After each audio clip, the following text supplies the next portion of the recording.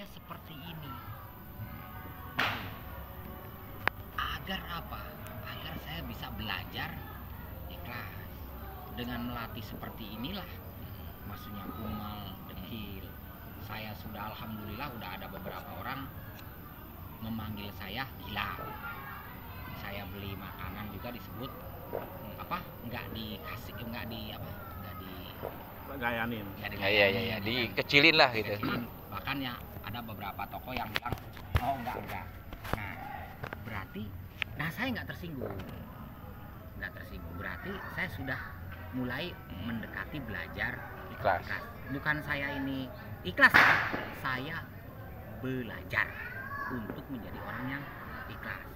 Ikhlas yang paling berat adalah butuh pengakuan, gengsi.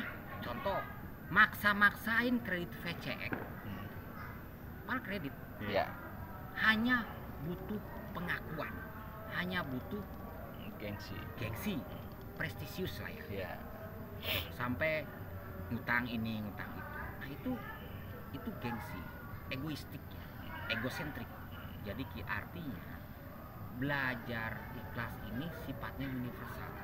Mulai dari kita bersedekah, mulai kita beramal tidak diketahui orang, sampai dalam namanya bersosial, bermasyarakat, bertetangga, bergaul, itu pun harus bisa.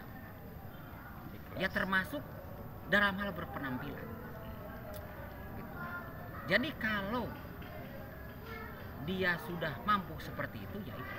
Contoh, ada seorang ahli sufi, Syekh Al-Qarni. Syekh Al-Qarni sahabat Nabi yang tidak kenal dengan Nabi. Tapi Nabi tahu. Dia kata guru saya nggak baca literaturnya. Kata guru saya, Syekh Al-Qarni ini seorang sufi, tidak pernah bertemu Nabi, tapi Nabi tahu dia. Jadi Syekh Al-Qarni ini setelah disebutkan Nabi bahwa ada orang yang soleh, orang yang ikhlas di suatu tempat, dicari sama sahabatnya, ternyata ditemukan itu orang gelandangan, makan juga mungut apa, dia tidak peduli, dia don't care dengan pengakuan orang. Nah masalah saat ini adalah orang yang terlalu memaksakan diri untuk dunia tadi, akhirnya kan agar terlihat oke. Iya, akhirnya kan nggak ikhlas. Jadi artinya ikhlas itu mahal. Makanya sampai mahalnya itu ikhlas, Rasulullah gambarkan kalau beramal sekecil-kecilnya, beramal seperti biji sawi. Pada waktu itu kan biji sawi, kalau sekarang kan bisa aja atom lah ya, atau bakteri, maka Allah akan bayar sebesar gunung. Jadi mahal.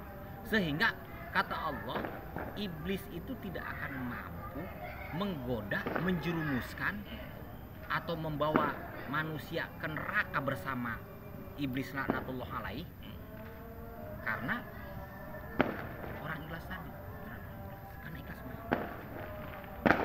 Jadi sebenarnya kunci itu mendingan kita beramal sedikit tapi ikhlas. Jadi yang penting adalah kita mampu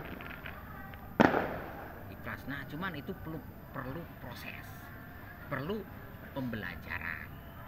Makanya orang Jawa bilang tirakat. Tirakat itu kan torekot, artinya jalan. Maksudnya jalan menuju keikhlasan. Torekot juga jalan menuju keikhlasan, menuju ridho Allah, menuju magfirah Allah, menuju syafaat Nabi Muhammad. Itu suatu torekot itu jalan. Nah jalan itu kan banyak, ya ada tirakat, ada apa. Cuman dari semua jalan itu harus sesuai standarnya Al-Quran, hadis Nabi, dan para ulama-ulama. Jadi cuma dalam Islam ini kita tidak bisa membuat jalan ini tanpa ada rujukan. Jadi di dalam Islam ini kita membuat apapun juga harus ada namanya hujah.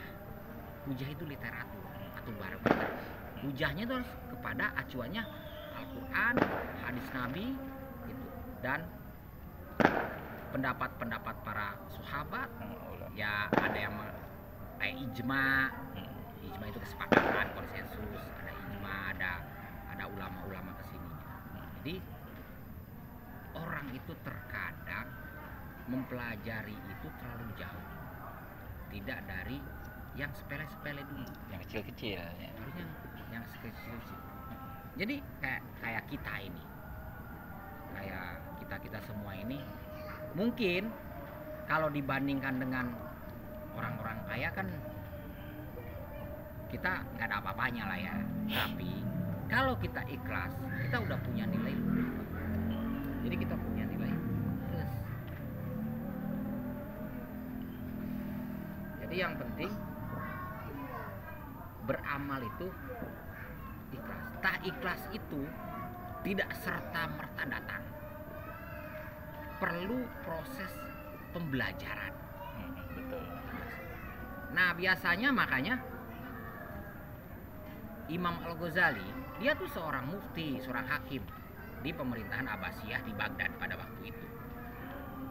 Dia seorang mufti. Mufti itu lebih daripada MUI loh ya. Ulama. Lebih daripada ketua MUI, dan waktu itu pemerintahannya bukan presiden tapi Khalifah Abbasiyah. Jadi kemana-mana.